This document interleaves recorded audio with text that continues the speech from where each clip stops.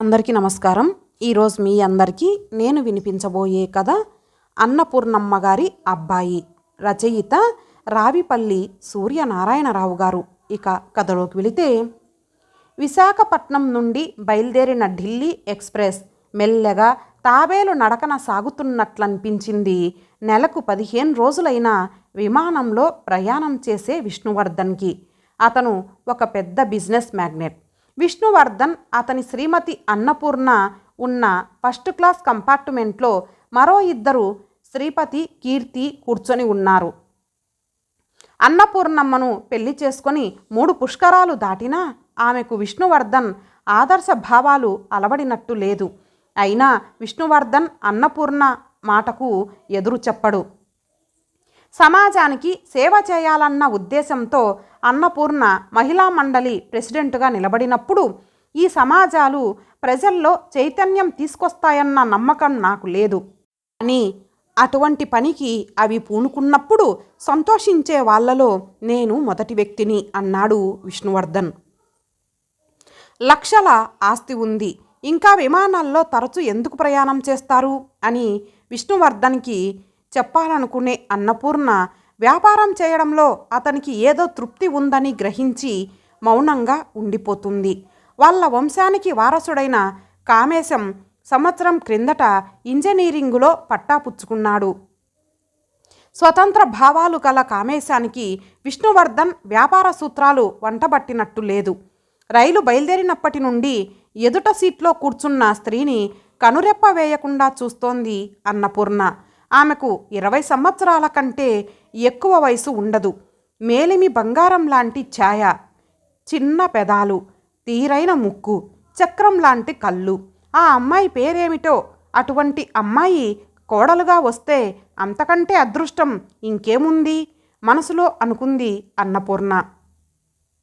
ఆ విషయాన్ని రహస్యంగా విష్ణువర్ధన్ చెవిలో వేసే వరకు ఆమె మనస్సు స్థిమితపడలేదు. రైలు వేగాన్ని పుంజుకుంది. నీ పేరేమిటి అమ్మాయి? అన్నపూర్ణ అడిగింది ఎదుట సీట్లో అమ్మాయిని చూస్తూ. కీర్తి చెప్పింది ఆ అమ్మాయి. ఎంతవరకు ప్రయాణం? ఢిల్లీ వెళ్తున్నాం. మూడో ప్రశ్న వేయడానికి మాటలు దొరకలేదు కాబోలు. ఇంటర్వ్యూ ముగించింది అన్నపూర్ణ. విసుక్కున్నాడు విష్ణువర్ధన్ అన్నపూర్ణ వేసిన ప్రశ్నలు విని. కీర్తి ప్రక్కన కూర్చున్న శ్రీపతికి 50 సంవత్సరాలు నిండాయి, కానీ 60 ఏండ్లు పైబడినట్లు కనిపిస్తాడు. ప్రతి 5 నిమిషాలకు ఒకసారైనా దగ్గుతుంటాడు. గంట గంటకు స్పూన్లో కాస్త సిరప్ పోసి తాగిస్తూ ఉంది కీర్తి. ఆయన ఒంట్లో బాగులేదు కాబోలు. కాసేపు పూర్తిగా నిద్రపోని అమ్మాయి, అదే సర్దుకుంటుంది.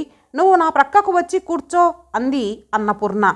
కీర్తి ప్రక్కనున్న ముసలాయన మొహంలోకి చూసింది. తలగడను తల క్రిందకు లాక్కొని మొహం దుప్పటిలో దూర్చి ప్రక్కకు ఒత్తిగిలి అతను పడుకోగానే కీర్తి ఎదుట సీట్లో ఉన్న అన్నపూర్ణ ప్రక్కకు వెళ్ళి కూర్చుంది. గులాబీ రంగు చీరలో నువ్వు చాలా అందంగా కనిపిస్తున్నావు.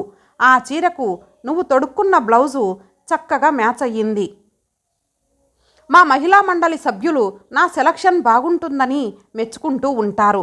నన్ను షాపింగ్కు తీసుకువెళ్తూ ఉంటారు. అందుకే మా ఊర్లో నాకు 1 నిమిషం కూడా తీరిక దొరకదు కీర్తి అంది అన్నపూర్ణ.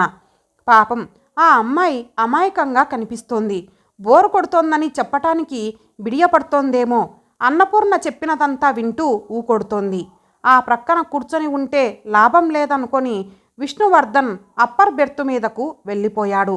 రైలు విజయవాడ దాటి కాజీపేట మార్గం పట్టింది. బెర్తు మీద అటూ ఇటూ దొర్లిన విష్ణువర్ధన్కి నిద్ర పట్టలేదు. మహిళా మండలి సభ్యుల గురించి, వారి ఆశయాల గురించి చెప్పుకుపోతోంది అన్నపూర్ణ. మహిళా మండలి ఆశయాలు మంచివే, కానీ వాటిని ఆచరణలో పెట్టిన వారు ఎందరూ? వేదికలపై రాజకీయ నాయకులు చెప్పే వాగ్దానాల్లా ఉండిపోతాయి ఆ ఆశయాలు. వితంతు వివాహాలను ప్రోత్సహించాలి, కులాంతర వివాహాలకు అడ్డు పెట్టకూడదు. సమయం దొరికినప్పుడు వేదికల మీద ఎల్లప్పుడూ చెబుతూ ఉంటుంది అన్నపూర్ణ. కానీ ఆచరణలో పెట్టడానికి అన్నపూర్ణ కూడా ముందుకు రాదు. ఆ విషయం విష్ణువర్ధన్కి తెలియనిది కాదు. ఆలోచిస్తూ అప్పర్ బెర్త్ మీద ఉన్న విష్ణువర్ధన్ నిద్రాదేవత ఒడిలోకి జారిపోయాడు. మీరుండేది విశాఖపట్నంలోనా అడిగింది క్రింద బెర్తులో కూర్చొని ఉన్న అన్నపూర్ణ. అవును అని చెప్పింది కీర్తి. ఏ కాలనీలో? సీతమ్మధార దగ్గర. ఢిల్లీ నుండి ఎప్పుడు తిరిగొస్తారు? 10 రోజుల్లో. కీర్తి చెప్పింది విని ఆలోచనలో పడింది అన్నపూర్ణ. తర్వాత తన హ్యాండ్ బ్యాగులోని డైరీ తీసి పేజీలు తిప్పి మళ్ళీ యథాస్థానంలో డైరీని పెట్టింది. కీర్తి వాళ్ళు ఢిల్లీ నుండి విశాఖపట్నం చేరుకోకముందే విష్ణువర్ధన్ తను ఖమ్మం, హైదరాబాదు ట్రిప్పు పూర్తి చేసుకొని వైజాగ్ చేరుకుంటున్నట్లు డైరీలో తాను రాసుకున్న ప్రోగ్రాం వలన తెలుసుకొని సంతోషించింది అన్నపూర్ణ.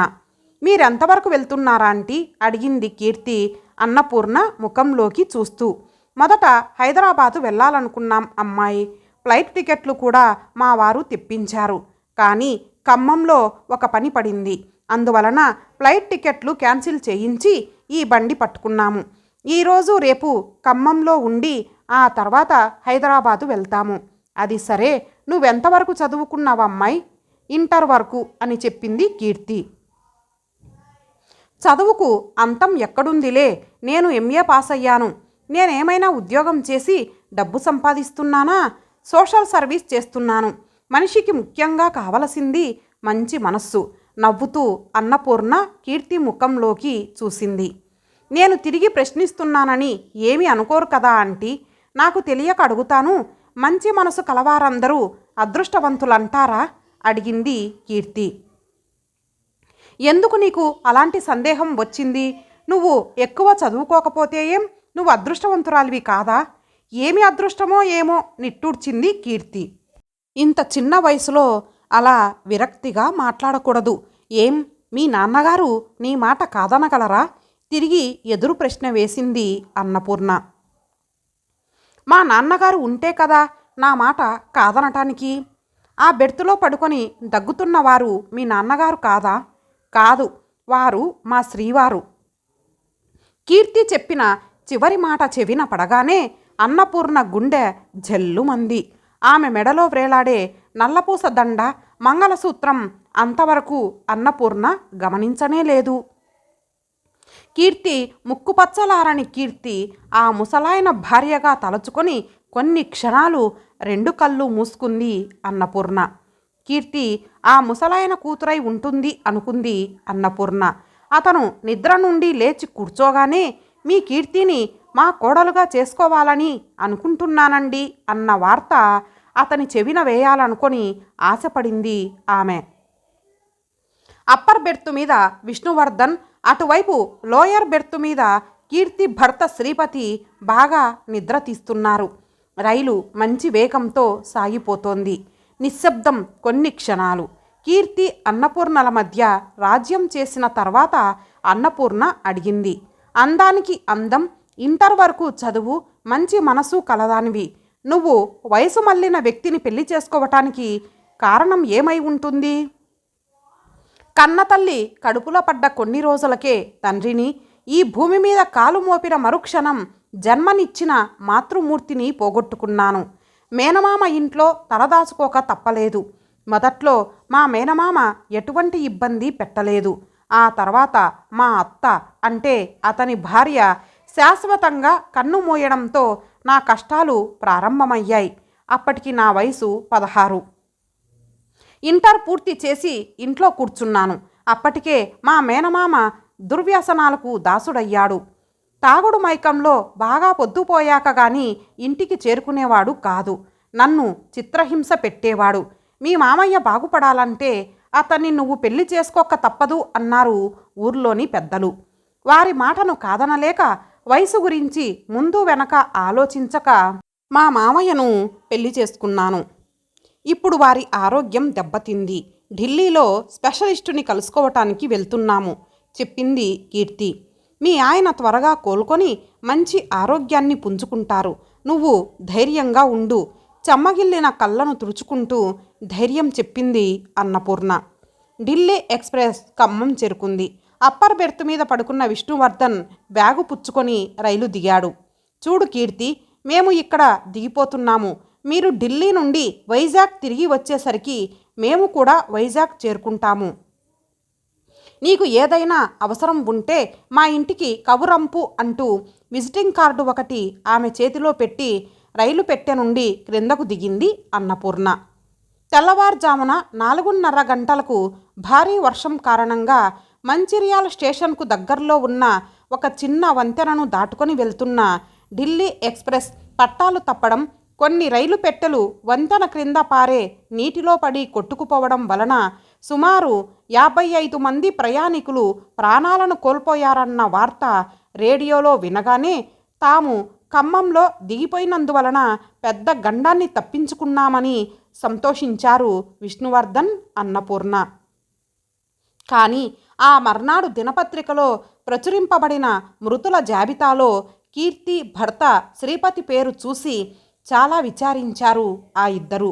హైదరాబాదు నుండి తిరిగి వచ్చిన 2 నెలల వరకు కీర్తిని కలుసుకునే అవకాశం కలగలేదు అన్నపూర్ణకు. విష్ణువర్ధన్ కూడా తరచూ బిజినెస్ పని మీద పై ఊర్లలో ఎక్కువ కాలం గడుపుతున్నాడు. ఒకరోజు బొంబాయిలో పని చూసుకొని తిరిగి వచ్చాడు విష్ణువర్ధన్. ఆ రాత్రి డిన్నర్ పూర్తి కాగానే అన్నపూర్ణ చెప్పింది, కీర్తి ఇంటికి వెళ్ళాలి అనుకుంటున్నట్లుగా. నువ్వు ఆమె ఇంటికి వెళ్ళనక్కర్లేదు, కీర్తే మన ఇంటికి వస్తుంది చెప్పాడు విష్ణువర్ధన్ చేతులు కడుక్కుంటూ. భర్తను పోగొట్టుకున్న కీర్తిని ముందుగా మనం వెళ్ళి చూడాలి కానీ ఆశ్చర్యంగా భర్త ముఖంలోకి చూసింది అన్నపూర్ణ. అది నిజమే, కానీ కీర్తి మన ఇంటికి వస్తుందని చెబుతున్నాను. కీర్తి మన ఇంటికి రావడం ఏమిటి? ఇప్పుడు కీర్తి మన కోడలు. మన అబ్బాయి కామేశం కీర్తి రిజిస్ట్రార్ ఆఫీసులో పెళ్లి చేసుకొని హనీమూన్ కని బొంబాయి వెళ్ళారు. అక్కడ తాజ్ హోటల్లో ఆ ఇరువురిని నేను చూశాను. మన అబ్బాయి కీర్తిని పెళ్లి చేసుకున్నాడా? అన్నపూర్ణ గొంతు బొంగురుపోయింది. పెళ్లి చేసుకున్నాడు తప్ప? విష్ణువర్ధన్ సూటిగా చూశాడు ఆమె వైపు.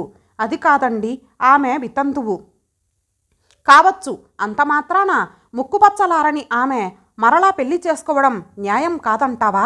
లేక పెళ్లి కూతుర్లు కోకొల్లలుగా దొరికే ఈ దేశంలో మన సుపుత్రుడు వితంతువుని ఎలా పెళ్లి చేసుకున్నాడని ఆశ్చర్యపోతున్నావా?